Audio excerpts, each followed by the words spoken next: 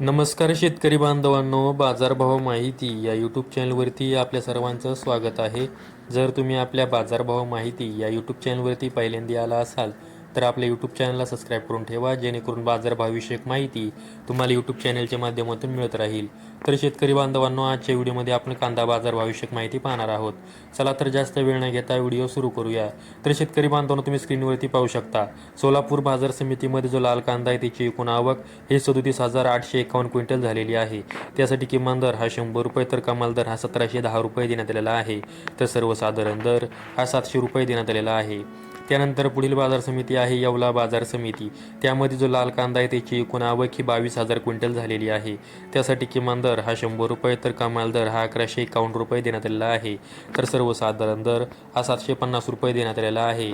त्यानंतर पुढील बाजार समिती आहे लासलगाव बाजार समिती.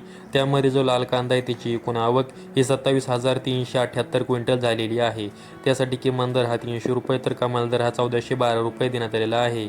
तर सर्वसाधारण दर हा 975 रुपये देण्यात आलेला आहे.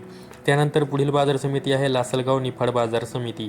त्यामध्ये जो लाल कांदा आहे त्याची एकूण आवक ही 8,160 क्विंटल झालेली आहे. त्यासाठी किमान दर हा 500 रुपये तर कमाल दर हा 1,150 रुपये देण्यात आलेला आहे. तर सर्वसाधारण दर हा 900 रुपये देण्यात आलेला आहे. त्यानंतर पुढील बाजार समिती आहे लासलगाव विंचूर बाजार समिती. त्यामध्ये जो लाल कांदा आहे त्याची एकूण आवक ही 20,282 क्विंटल झालेली आहे.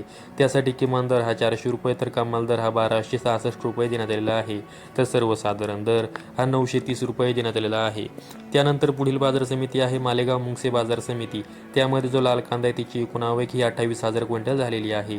त्यासाठी किमान दर हा 200 रुपये तर कमाल दर हा 1,213 रुपये देण्यात आलेला आहे. तर सर्वसाधारण दर हा 900 रुपये देण्यात आलेला आहे. त्यानंतर पुढील बाजार समिती आहे नागपूर बाजार समिती.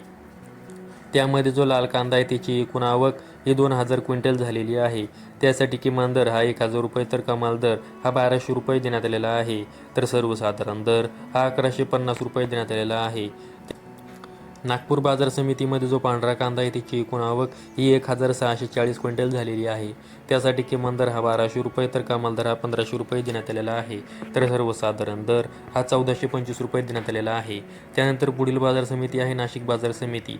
त्यामध्ये जो पोळ कांदा आहे त्याची एकूण आवक ही 4,211 क्विंटल झालेली आहे. त्यासाठी किमान दर हा 400 रुपये तर कमाल दर हा 1,351 रुपये देण्यात आलेला आहे. तर सर्वसाधारण दर हा 800 रुपये देण्यात आलेला आहे. त्यानंतर पुढील बाजार समिती आहे पिंपळगाव बसवंत बाजार समिती. त्यामध्ये जो पोळ कांदा आहे त्याची एकूण आवक ही 26,400 क्विंटल झालेली आहे.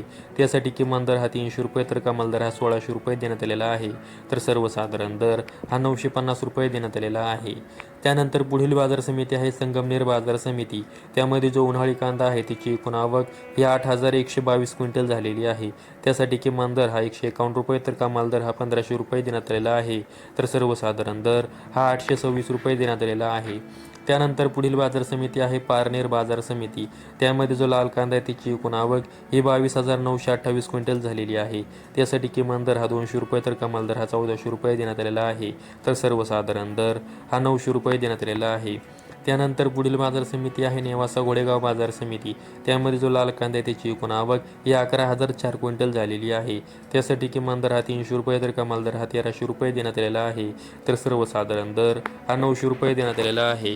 त्यानंतर पुढील बाजार समिती आहे मुंबई कांदा बटाटा मार्केट.